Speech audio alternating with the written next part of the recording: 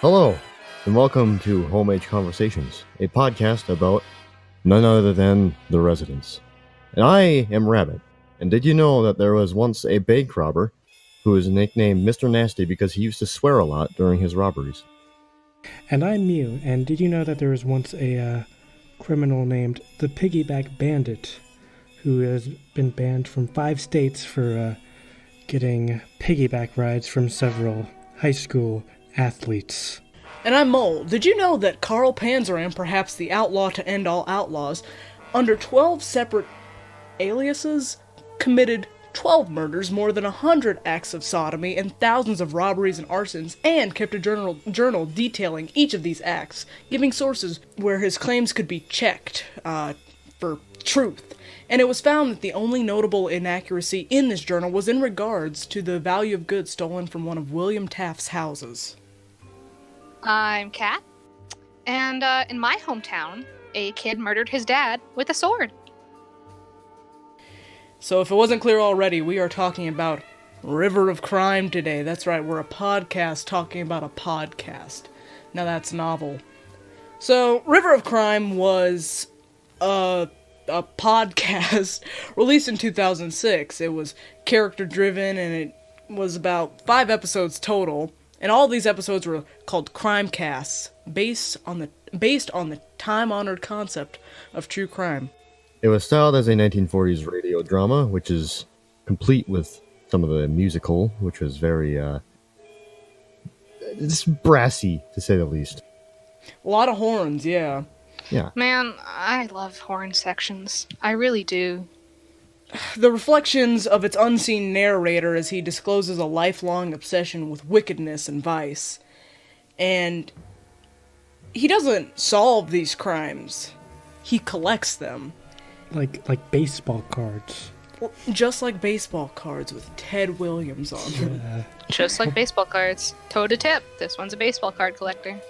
So, each episode sort of plays out on a couple different levels, but all following a similar form. So there's a narrator recounting his story in the present, with some actors and sound effects mixed in to recreate the story, a historical incident, like the discovery in 1932 of an alligator in the New York City sewers, that provides a thematic base, and then there's also the music, which is honestly unmistakably residential, but still harkens back to the dark jazz of film noir with a Greek chorus commenting on the goings-on.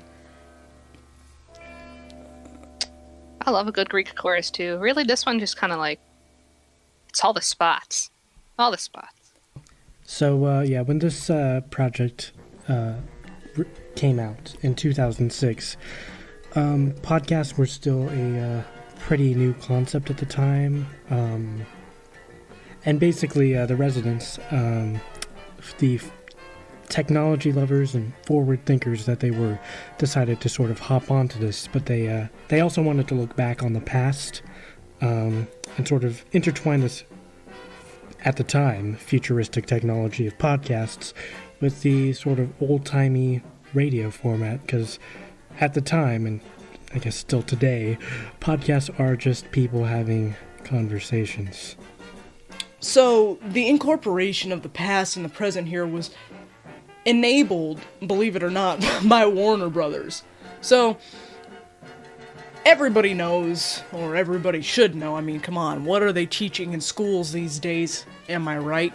That the name of the group, the Residents, was given to them because it was on a letter sent back to them, or on a package sent back to them from Warner Brothers, addressed simply to the Residents. So fast forward a bit, into the 90s, a guy named Michael Nash runs a digital arts company called Inscape, and was instrumental in getting Bad Day out into the world. In 2005, he was named head of Warner Brothers, and he was named the head of Warner Brothers' new digital music division called Cordless. So being a friend and fan, he brought the Residents on board. Irony be damned. Giving them a long overdue Warner Brothers contract to do whatever they wanted in terms of digital music, which meant that this release came with a lot of, in retrospect, and maybe even at the time, ridiculous gimmicks. So, recordings were available exclusively at Virgin Megastore locations, Cordless.com, and at New York City's Museum of Modern Art. Episodes were available through a limited edition digital subscription, unlocked by the purchase of a unique package of blank CD-ROM discs. Unlocked by the purchase of a unique package of CDs with a code inside. And so, using that unique code, you were then supposed to go to the River of Crime website and download that week's episode. Each episode came with, quirky extras such as ringtones, wallpapers, extra musical material from the episodes, AIM messenger icons, scripts, and alternate art. And then there was also the River of Crime online community art project held by the residents and the Museum of Modern Art in New York, where between August 15th and September 15th of 2006, anyone could download an audio excerpt from the first episode and submit a video with their soundtrack. And the residents, in collaboration with MoMA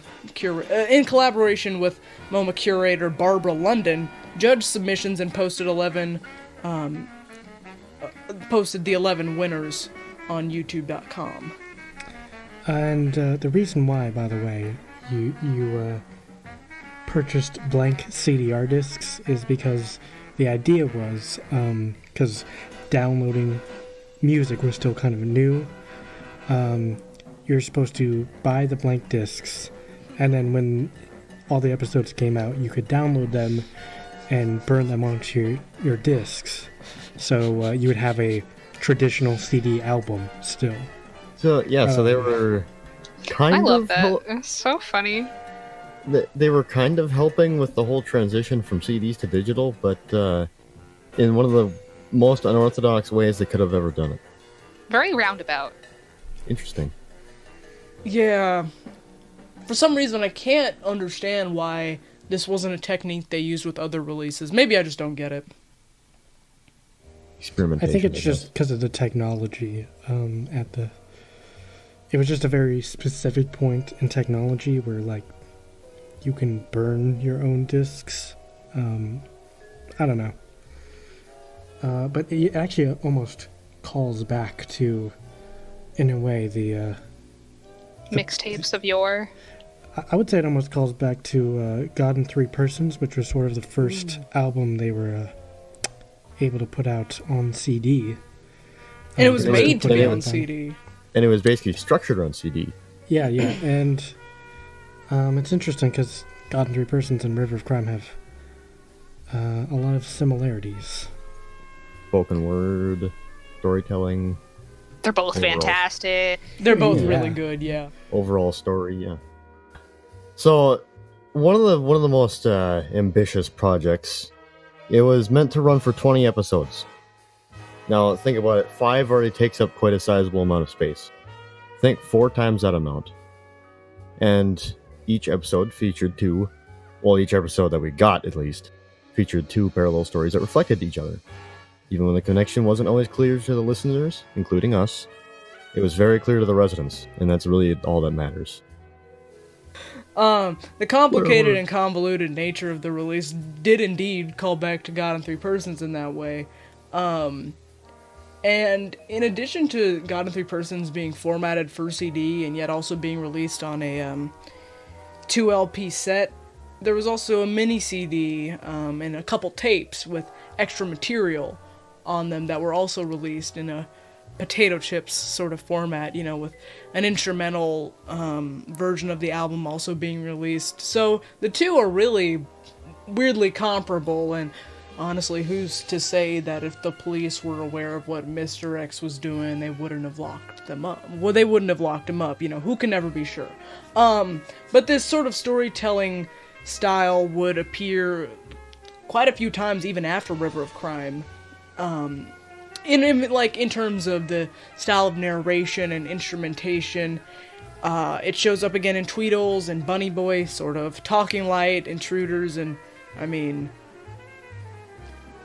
in a way, sort of in every Residence project after God in Three Persons, with varying levels of prominence. Yeah, I would say though that in terms of like the way, I guess the style of project. I feel like River of Crime is very much a sort of direct continuation of what they're doing with God in Three Persons, whereas like the 90s, which followed God in Three Persons, really went off in its own direction. River of Crime is sort of returning back to that sort of God in Three Persons form, which then they continued with Tweedles and the other albums.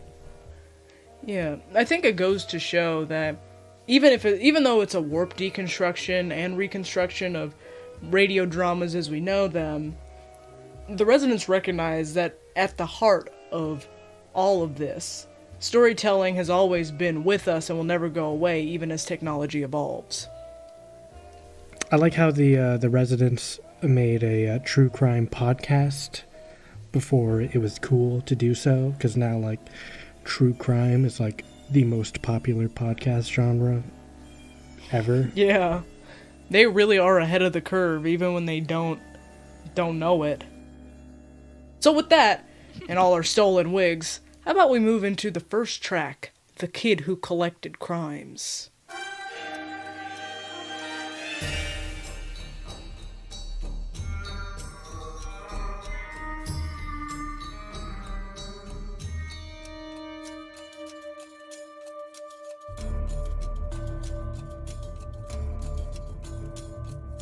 Our lives are constantly surrounded by unseen streams. Numerous invisible rivers, comprised of albums, shows, records, tours, all that we detest and desire. While I am not a resident, the residents have stalked me from an early age. At this point, I can only see my life as an unending collision with obscurity, leaving us but with one conclusion. We are fans of the Residents.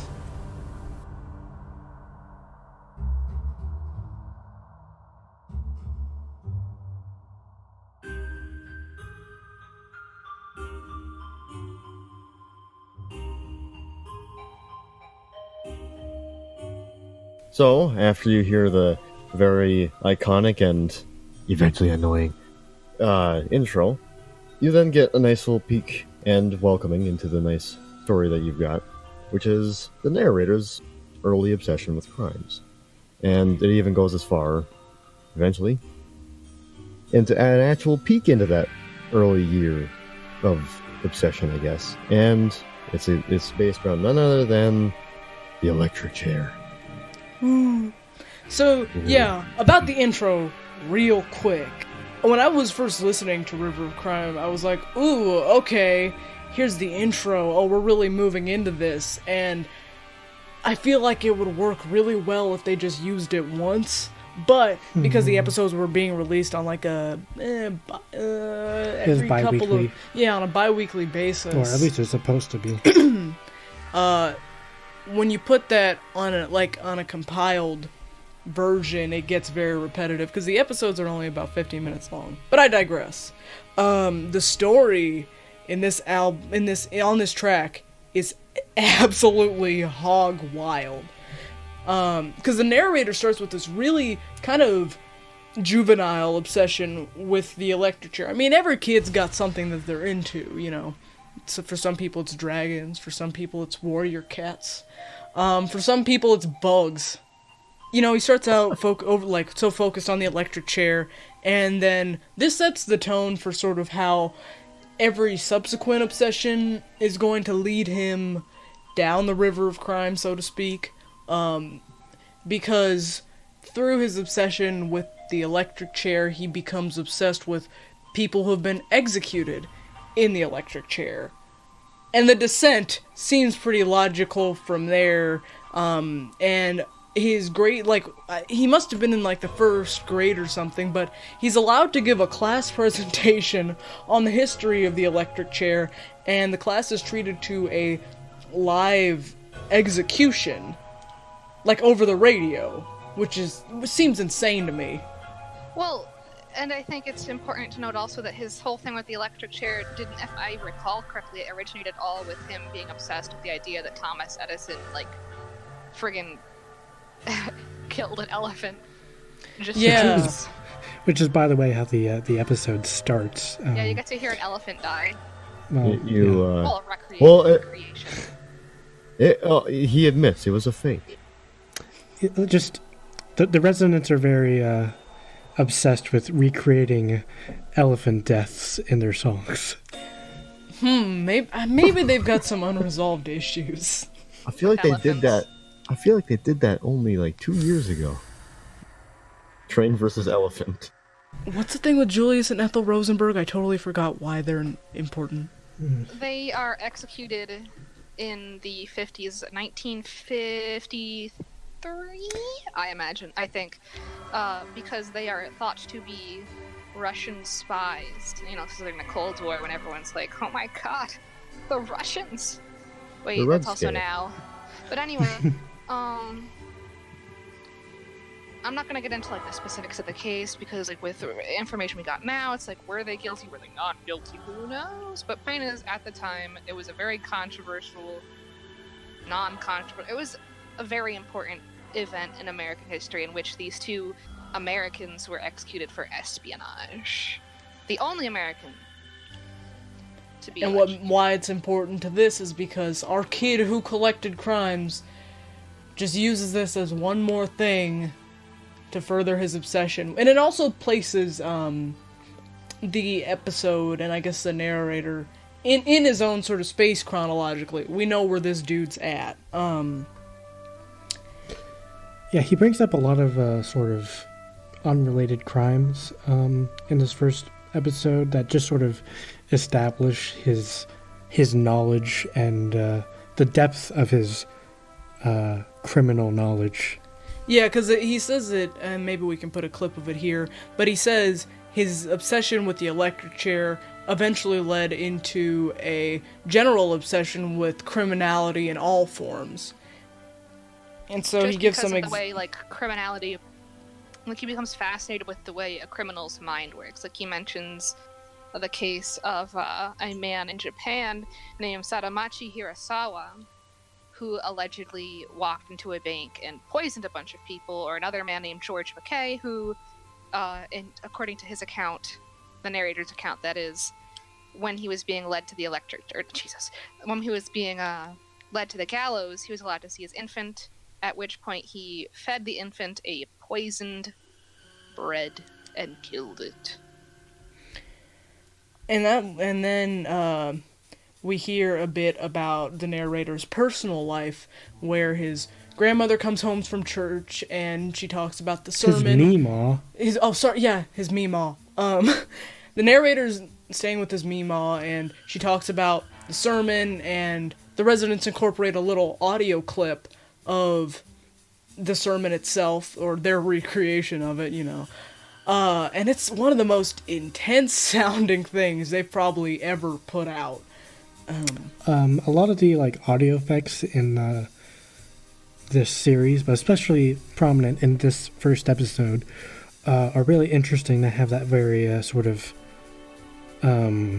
filter on them, as if you're listening to them from like a radio, It's an old-timey radio. very kind of grainy and distorted. I really like it. Yeah, it's very, very pleasant. And then we learn through the sermon that the preacher's talking about Tony Jo Henry and her whole execution, and this leads to the narrator's Meemaw talking about how she knew Tony Jo, and the narrator's like, what, for real? And it turns out Tony Jo's aunt is their neighbor. So of course, our narrator, who could not be more than 10 years old, decides in an instant that he has to go over there. And despite his claims in the intro, does commit a crime. He breaks into her house and climbs through a window and looks in, and starts digging through a room full of Tony Jo's stuff.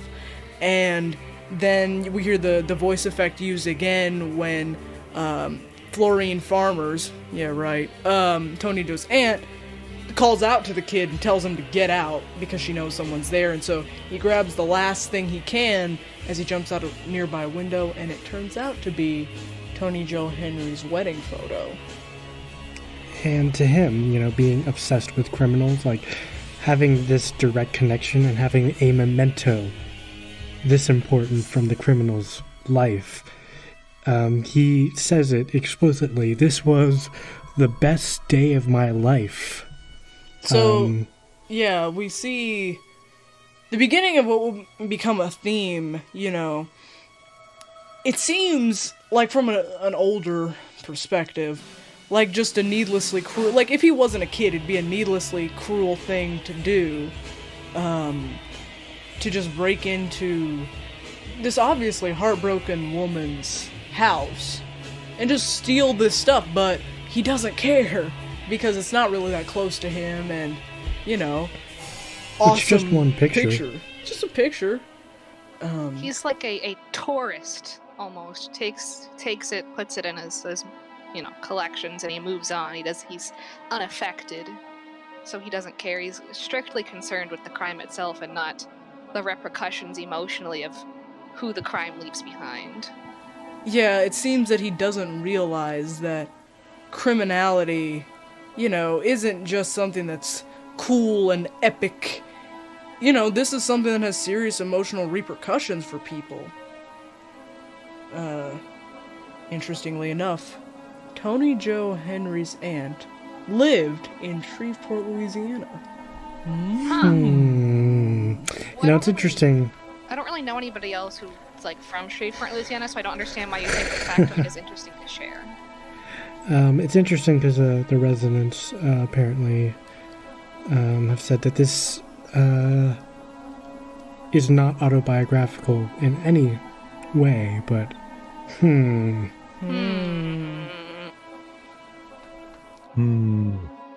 Any of the residents have some photographs they want to share? Yeah, I'm pretty sure the statute of limitations might be up on stealing that picture. I'd like to see the picture. If anyone did steal a picture, I don't know. If any resident out there, I don't know. I'm not saying that they did, but...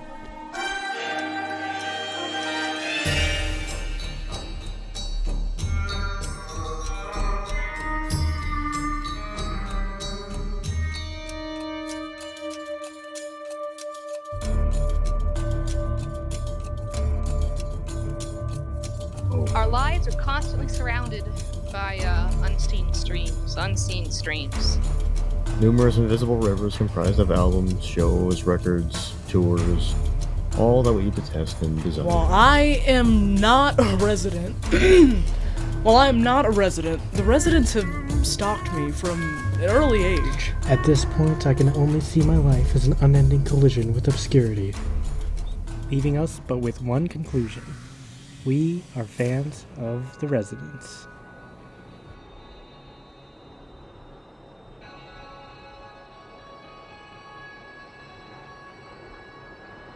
Welcome to the world of Gator Hater.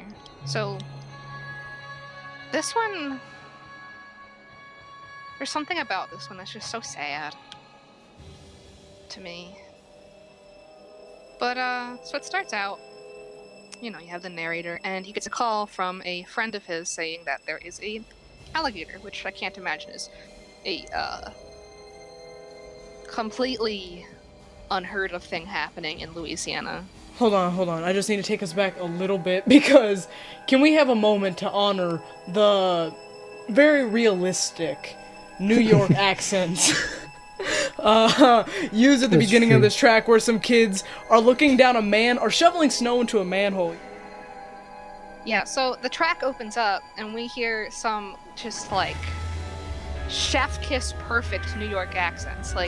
I'm from the area, and I swear that not even natives sound anything like that. But anyway, so you have these guys. They're shoving snow they just start throwing it into the gutter, and they think to themselves, I'm not doing that. So they're shoving the snow into a gutter because they don't feel like doing it. They don't feel like non-half-assing the job, and they find an alligator in the sewer, and they start going Jurassic Park on it, Kill it. Kill her. And that the narrator finds out about that, and he is what?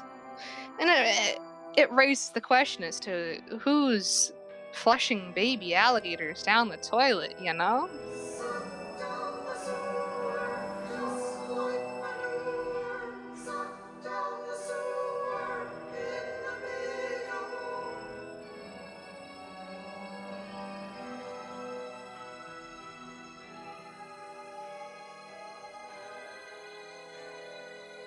So the kid gets a phone call, the kid being the narrator as a child, gets a phone call from his friend saying that there is an alligator in a local, I think it's a pond by a golf course, if I recall correctly. Yes.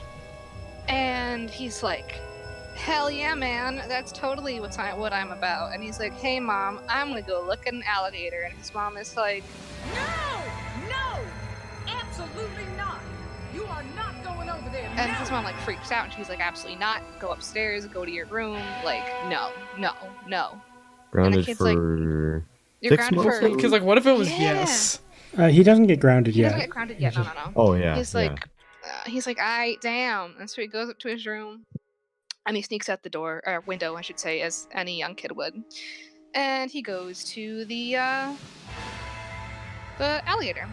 At which point, he's, everyone's gawking at this gator, and he looks up and he sees his mom. And Price is Right Losing Horns play Hi, on a Mom. celestial band. So the mom, like, she bugs. She's like, how dare you? Like, she's freaking out, and like, she's like screaming and crying, and she's like, you're grounded. for Grounded 6 months. until you're dead. Basically, yeah, you're grounded. No, nothing. Like, that's it. Like, I'm done. No. No. And so then he's like, he's a little kid. He's like, I'm sorry. And then his mom calms down and she explains why she's so upset. And she explains that when she was in school, she had a best friend. And her best friend in the whole world, like, they did everything together and like they were inseparable. But then her friend's mother got sick, so she returned home to Texas. And the plan was, to help her mother and then eventually come back. Unfortunately, the mother's illness proved fatal, and her mother ends up dying. So she decides to work for a while to save up money and then come back to school.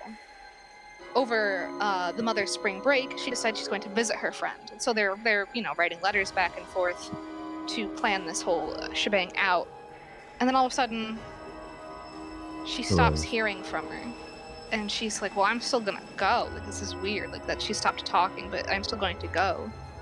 So she goes, and the bus drops her in front of the bar that her friend works at. Now, her friend had written her a letter detailing that her boss was weird, that her boss had alligators in the back of the bar, like in this pit that was a tourist attraction at this point, that he fed live animals to it, like terrible things, and that her boss touched her a lot, that she was uncomfortable, and that he just gave her the creeps. So when she gets there, she finds, the mother, gets there, she finds, like, caution tape all over the place, and she's like, what's going on here? And a policeman explains that they went to arrest her boss, whose name is Joe Ball, and he just freaking shot himself. And they found bodies in the pond with the alligators, and it's never explicitly said what happens to her friend, but kind of put two and two together. It is said in the episode that everybody knew how he kept the alligators fed. So, As it were. And this was a real place, too. And this is a real, kind of crime. It's, in real life, it's also kind of unclear regarding the alligators. And the real people who got disappeared by Joe Ball. Yeah, there were 2 known victims and likely upwards of 20 or so. Yes, their names, the two, in an effort to just, preserve the memories and respect the victims. The known victims' actual names are Hazel Brown and Minnie Gotthard, better known as Big Minnie. So, may they find peace. This one is, it really signals sort of the direction that all of these are going in, because, you have, like, really, the crime itself is a little, it's grotesque, but I wouldn't say it's the most fascinating crime, or the most complex, but what is, I think, the most detailed section is the sort of friendship the narrator's mother and her friend had, and the kind of loss his mother experienced. And her terrible, terrible grief that she's consumed by even all these years later. Her fear of losing her son to the same kind of situation. But the narrator doesn't realize this yet. I guess probably because he's still, like, a young kid. But that sort of unknowing approach to the way crime affects people personally pretty much goes on until the last episode in the series. Yeah, this is really the first one where the sort of formula, I guess, of two specific parallel crimes overlapping each other happens. Because the first one, it's sort of a crime and then another crime. This is the first one where it sort of starts really overlapping with the narrator's life almost. Also, I like this one musically. It has a kind of like weird Twinkle Twinkle Little Star like melody to it going throughout the entire thing. I don't know if that's intentional or not.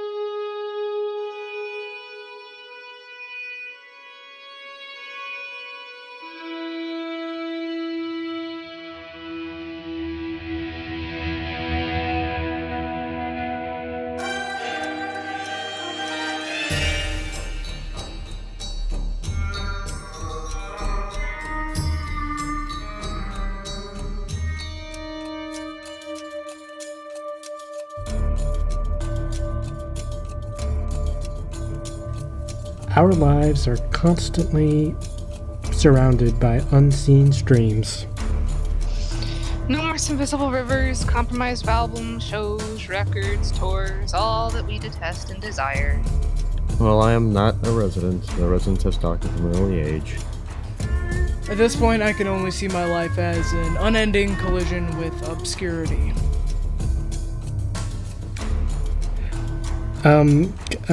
Whose idea was it to do the opening every single time we start off a discussion of another episode?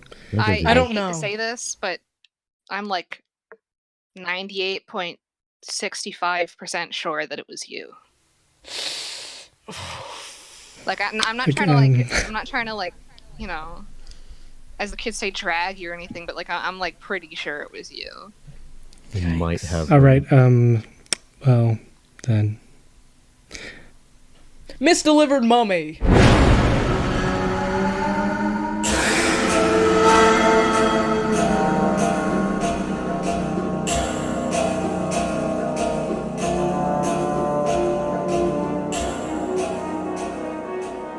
Misdelivered mummy. I want to make sure we've all got it off our system.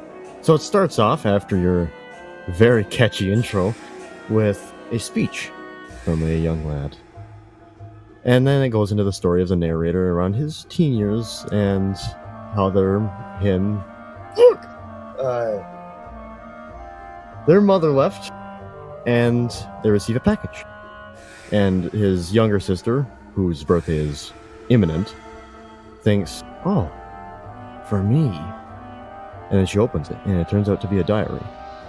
Narrator looks at it, and he thinks, this is not yours.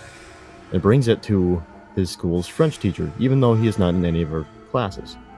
And she happens to live quite close to him. He takes it to the French teacher because it's all in French. It comes with a letter in French from some fancy place that he doesn't know where it's from, but it looks fancy and official, so he wants to know what the letter says.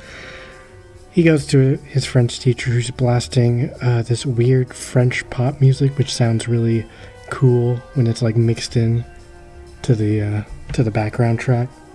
But I digress. And she learns it's from the French Foreign Legion, and it's incredibly fancy, but it's to a certain Chubby Miller, who also happens to live in this town in Louisiana.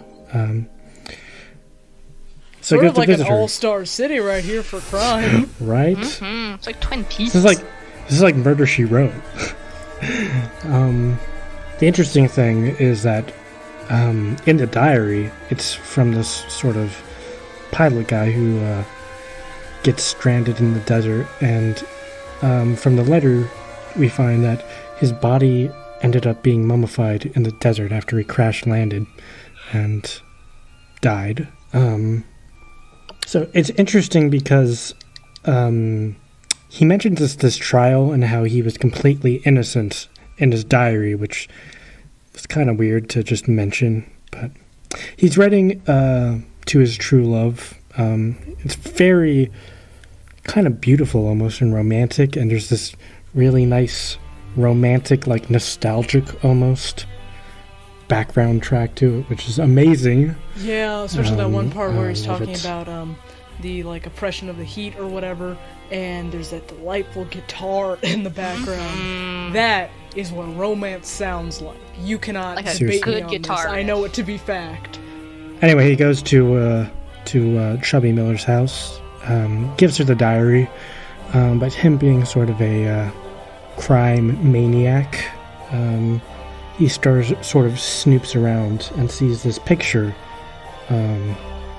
she has, which is her in front of a plane, because she was a pilot too, but it's cut in half. It's like ripped in half, and only she's in the picture. Whoever else was in the picture has been removed. And she sees it, and she becomes immediately a lot more aggravated, throws the diary into a fire, and then aggressively shoos off the narrator.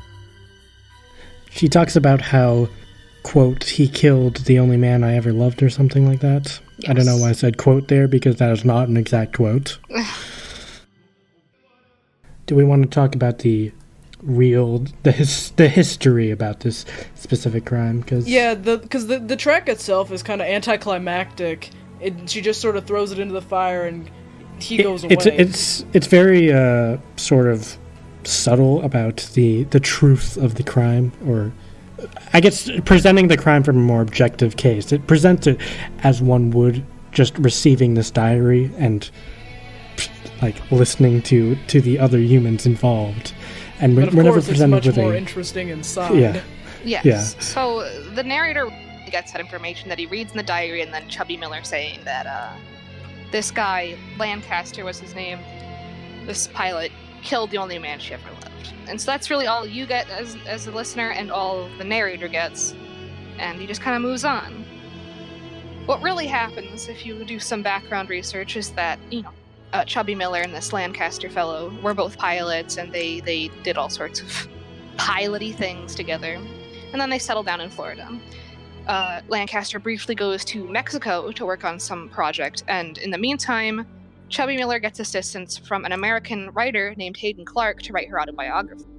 While they're doing that, they kind of fall in love, and Chubby Miller writes a letter to Lancaster in Mexico saying that she's going to break it off with him in favor of her relationship with Mr. Clark. So, at this point, Lancaster returns immediately home, and not too long after that, Hayden Clark is found murdered by gunshot. Despite the fact that the gun that was used in the murder was Lancaster's, and the fact that Lancaster admitted to forging multiple suicide notes found at the scene, he is acquitted. What's interesting to note here, as far as the differences between this case in actuality and what we hear Chubby Miller saying, is that she actually testified in his favor at the trial. I don't know why, but she did. That is And a real people- mystery. It is a real mystery, and people also think that it was also a case that his Lancaster's celebrity also interfered with the ruling, because people in the jury, people who were witnessing the trial, who came to watch the trial, were just like spent a lot of the time just cheering for Lancaster because he was a celebrity. Nobody wants to see the celebrity. Well, some people don't want to see their favorite celebrities go to jail.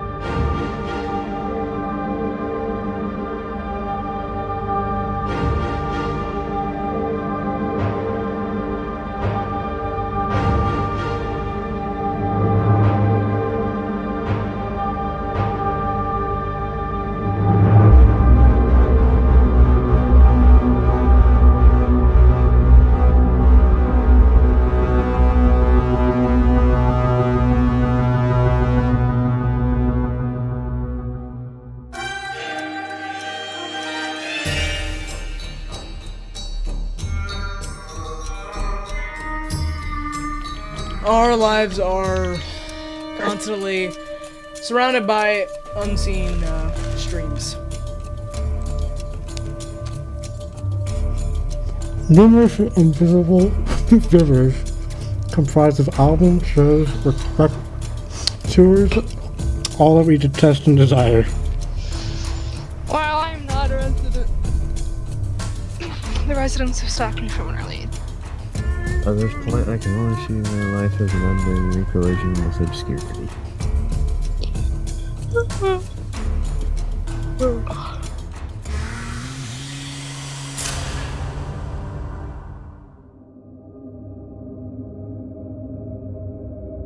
The young woman took out the key and opened the door trembling. After some moments, she began to perceive that the floor was covered over with clotted blood, on which lay the bodies of several dead women arranged against the walls. These were the wives that Bluebeard had married and murdered, one after another. Terrified, the young woman thought she would have died for fear, and the key that she pulled out of the lock fell from her hand. The Beards!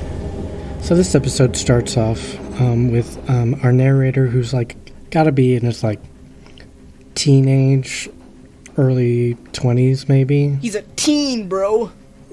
Oh man, we he's got teens out babysitting. here. Yeah. Backwards baseball cap and everything.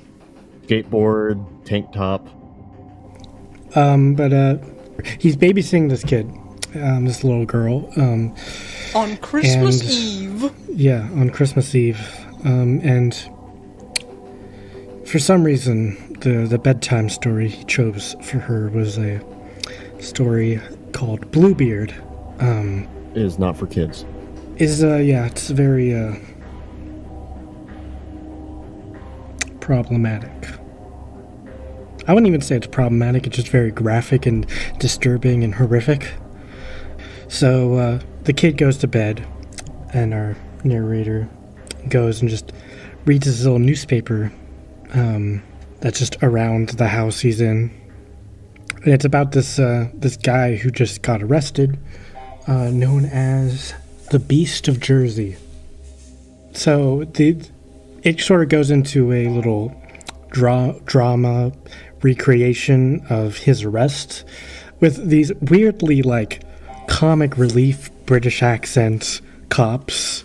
That distract you from the kind of story that is about to get told in the rest of the episode.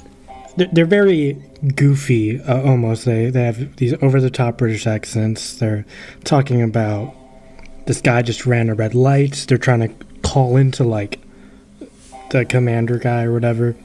But he's like, he doesn't care. And they have to, like...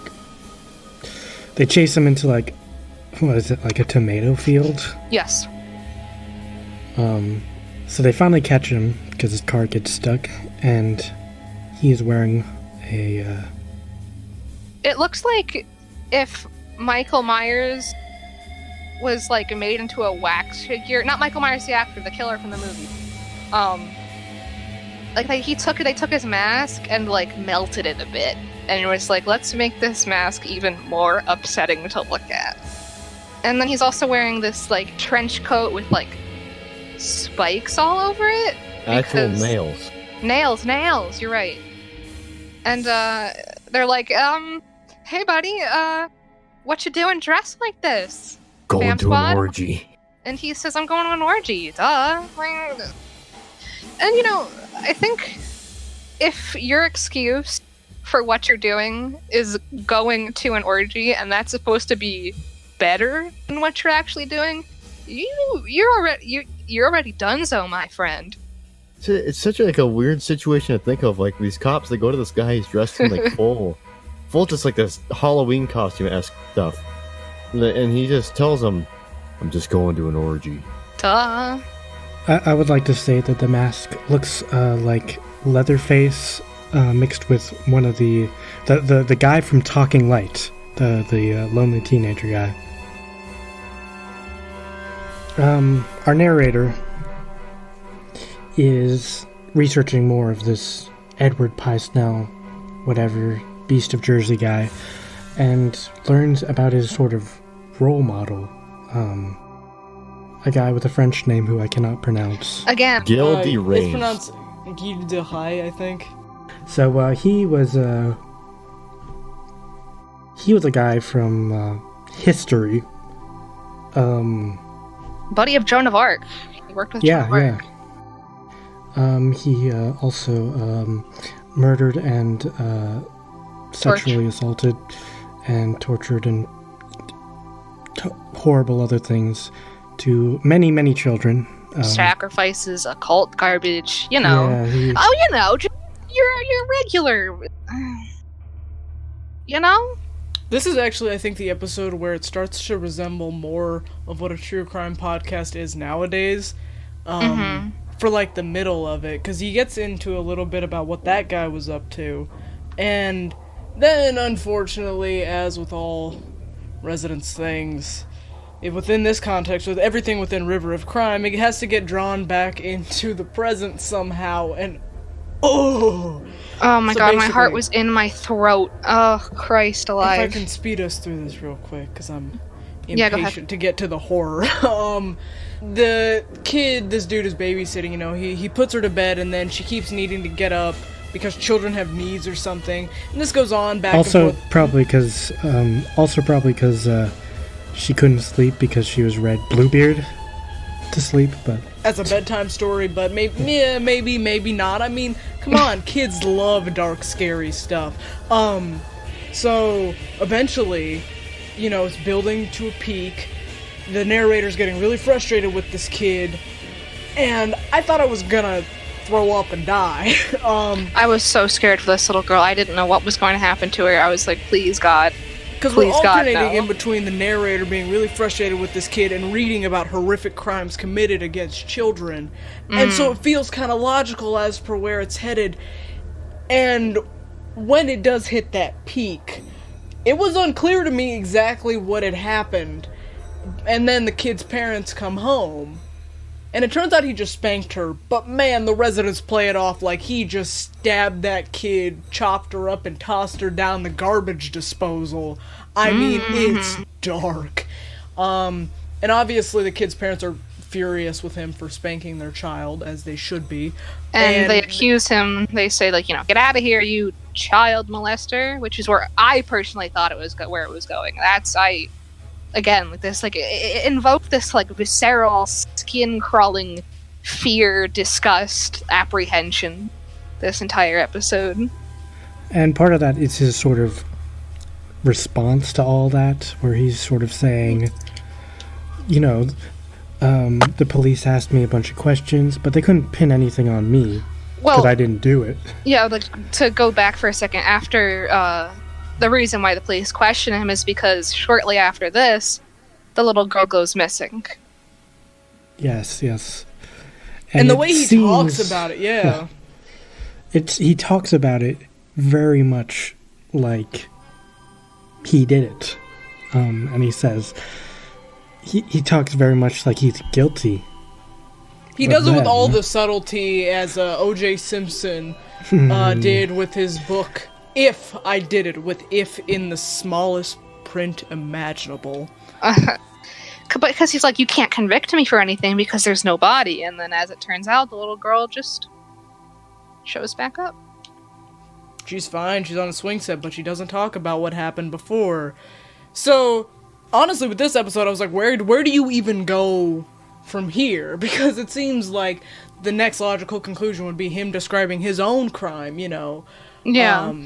But Out of curiosity, though, do you guys think he had anything to do with her disappearance? I don't think so.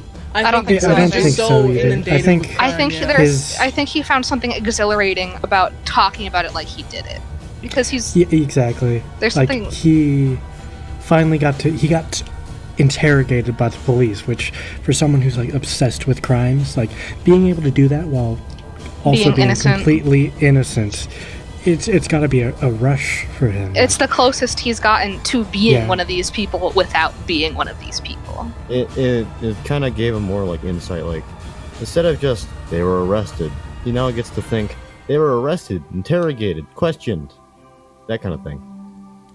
Yeah, and I Yeah, feel like the exactly what logical, like the direction one would assume the residents were going in, it seems pretty obvious from here, but as it turns out, with the next episode, and the final episode, they choose to do something a little bit more unconventional that I think reveals more themes in the album as a whole. Yeah, I agree. I feel like you don't really truly grasp what this theme is until this last episode. It's very akin to like the book The Catcher in the Rye. You don't really get it until the very last, like he says the very last line, and then you're like, oh. So it's like you're going through all of this and you're hearing about all this crime. You assume the theme is just crime, and so you get to this very last episode and find out, you know, what happens, and you're like, oh.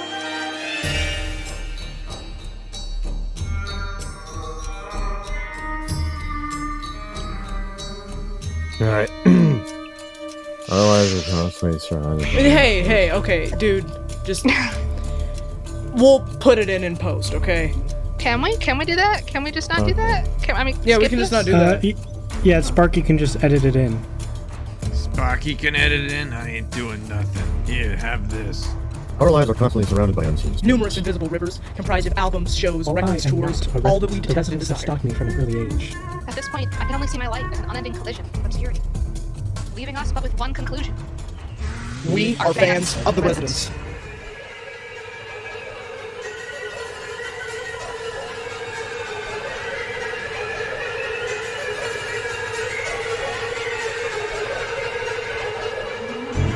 So anyways, the termites from Formosa, we hear a brief description of how Formosan termites behave. It seems very abrupt. And we hear the narrator compare criminals to termites, saying they're the termites of society, and they're getting termites out of the narrator's, Mima's house. And everybody's gathered up there because she passed, and you know, they're all meeting there to get together before the funeral, but they're gonna sell the house, so the dude has to check for termites. Okay, standard procedure. And so we hear a brief, strange, unrelated story that the narrator's uncle tells, where there's some shark, like there's a shark in a tank. Every single accent in this episode is ridiculous. The uncle is from Australia, and he sounds like he's from somewhere else. I don't know. All of his southern relatives. It was like a very, very, very exaggerated Australian accent. Yeah. Like every other accent in this. Well, series. wasn't what's her face supposed to be from Australia as well? Chubby, yeah. Chubby. Oh, is thought that she- what that accent was? Okay. I thought she was Yes, from yes. a Celtic country, and then we've got Same. the uncle who like sounds like number 4 from Kids Next Door. That's a reference all of our They're gonna love adult that. Oh, So everybody's asking him to tell a platypus story. So he talks about going to an aquarium to see a platypus and instead seeing a shark throw up an entire arm while he was at that aquarium to see a platypus. And then the narrator tells a story about working in some kind of, like some shipping related thing, and there's a coffin being loaded up onto an airplane, and it gets knocked off, and inside is a dead Chinese guy, and then he splits open like a ripe watermelon, that is a direct quote, and tongues fall out, a bunch of shark tongues that he says look like eels, which is absolutely disgusting. But then we're drawn back to reality as the guy who was underneath the house checking for termites, he is at the door and losing his mind. I think this is also the same voice actor who does the main dude from Boys of Midnight. Am I correct or incorrect? He is. And also he plays one of the New Yorker guys and the protagonist in like episode 3 or whatever, something like that. Well, you know, at least he seems like a very nice man. He's freaking out and tells the narrator that somebody's got to go check underneath the house because he saw something and he doesn't want to go back down there. So the narrator goes down there. You know, he's so brave. He's ready to face all the horrors of reality, and he goes underneath the house. And what does he find? Skellington. Skeleton. Spooky. Which is scary because I didn't think they existed. I got Hey, some are you news for saying you. there's a There's skeleton? skeletons Yeah. inside you right now, bro. No, how many? How many? At least one. No, Yes, that's not true. it's true. Possible. Oh So the god, I can effects on feel this them little moving my section- fingers. When he Do you know that your finds- bones are wet? No. Ew, Stop. Gross. Anyway, So he goes underneath the house and he finds a skeleton, and the effects on the vocals are so skeleton. They're very dramatic, and obviously our narrator is like, "Oh my god," because it's a skeleton. How close can you get to crime other than finding, of course, an entire underneath human skeleton? But then he realizes that the skeleton is wearing a very familiar plaid sports coat and polka dot tie, which is the most residential outfit I've ever heard described. Kind of sounds like he found Randy under there. Oh, It that's does. what happens to Randy. He goes Okay. back. And Double trouble spoilers. They take his skin off, and that's what's in the ashes. Double Trouble is actually just a whole entire movie based Wait. on River of Crime. Mole, so you're saying they take Randy's skin off, but they keep his clothes on? Yes, that's exactly what they do. It's what he would have wanted. Yeah, you're right. And so the narrator realizes at this moment that this is his father's skeleton, and this is the breaking point. This is the moment where all the themes of all the episodes come together. Because the narrator is talking about how he tries to go on a little rant about how, like a termite, his father crawled underneath the house and lived underneath the floorboards, and then that's sort of where the metaphor, like the comparison, ends, because It crackles. it's not fun anymore, and it's not interesting in that same way. He claims, because it's the autopsy reveals it to be suicide. So he claims that his father is a criminal for what he did. I think, and saying he's like a termite, not only because he like burrowed into the house, but because he's a criminal, and criminals are termites, which You can tell his heart really isn't in it when he's trying to call his father a criminal in that sense. What he's really calling his father a criminal for is the sense of loss that he brought upon everyone, but especially the narrator. And when you look at the rest of the episodes, you realize that is the crime that all of these people have committed.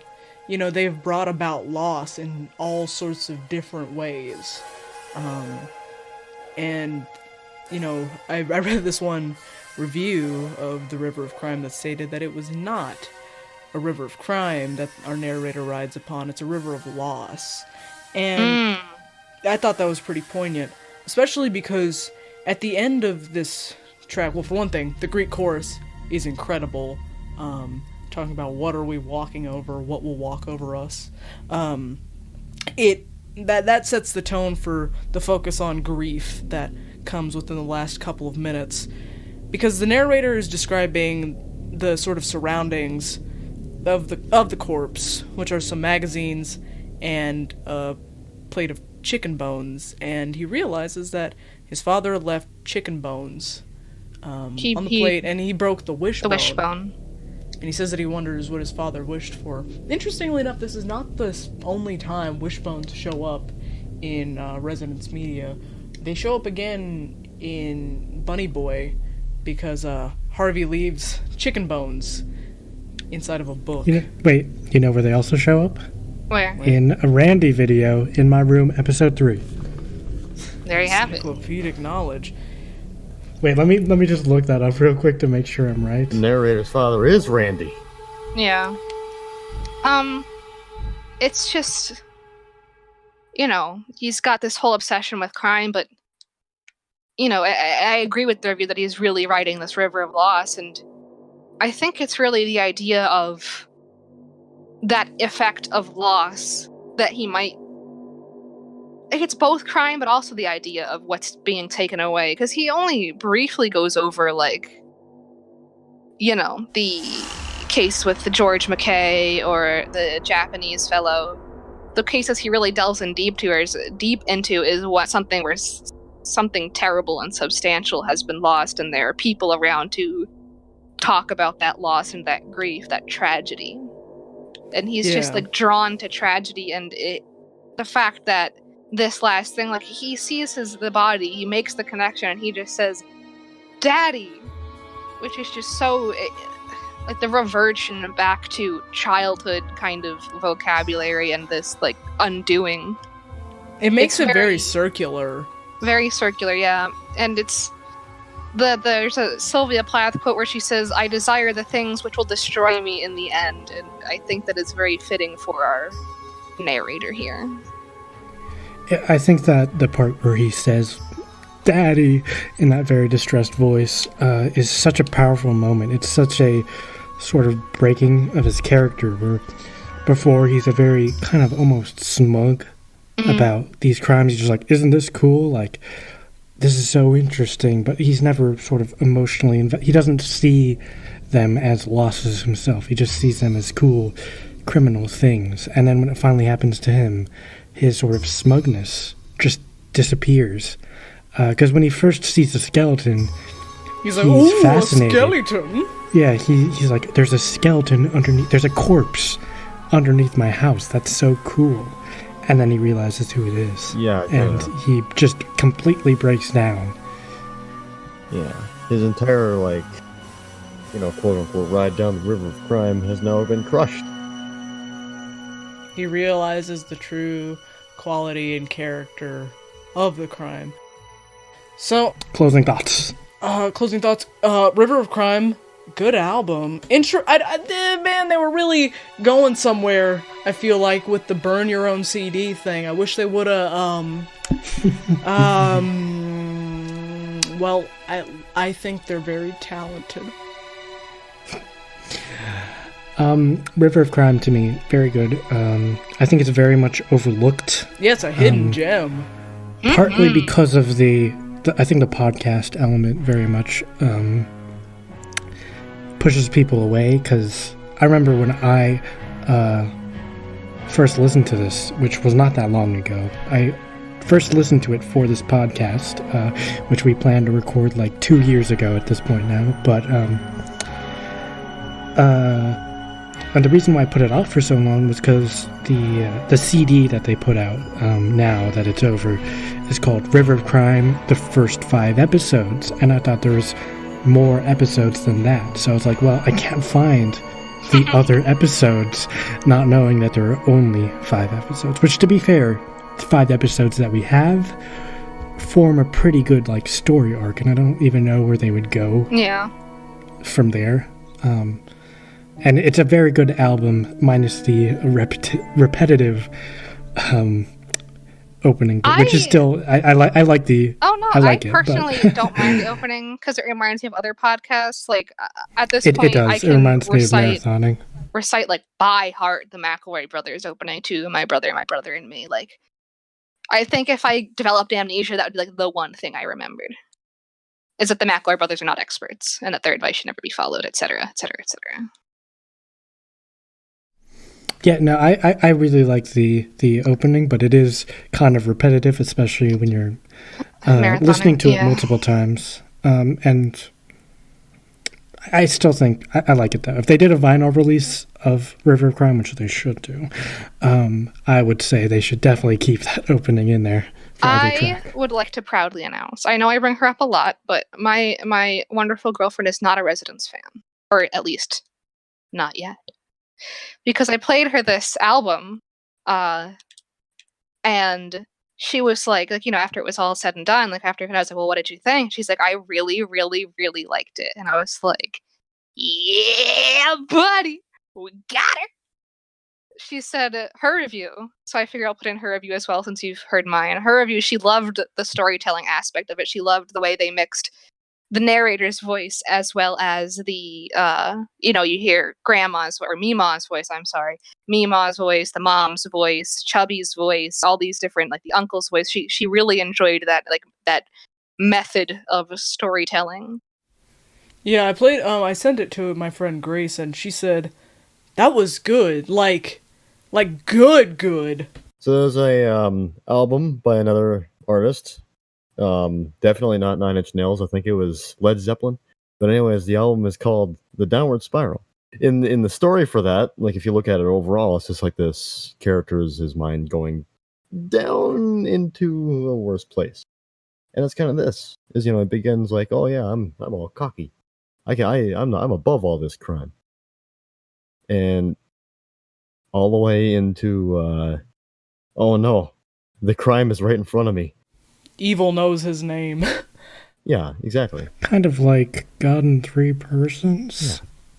Yeah. Shall I read you all a comment from a Residence video? Yay! I love that part. Danny of the Dead, 3 years ago, said, well, this is certainly not you two. Alright, that's about it from us. Wowee. Now wasn't that a crime-tastic episode of your favorite true crime podcast, Home Age Conversations?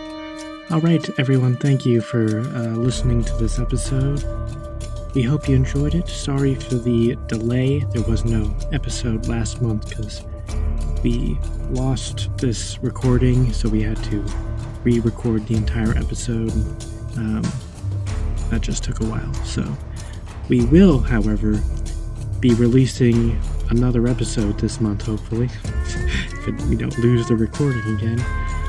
And it will be about an album which may be intruding on your subconscious, if you get what I'm, saying here.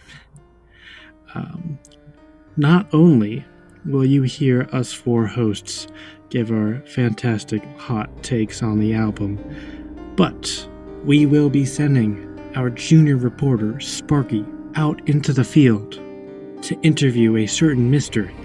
Eric Drew Feldman about the album Intruders, his work on it, his work with the Residents in general, and, I don't know, maybe his opinions on World War I or something. I don't know. We'll just have to find out next episode. So, stay tuned. And thank you again for listening.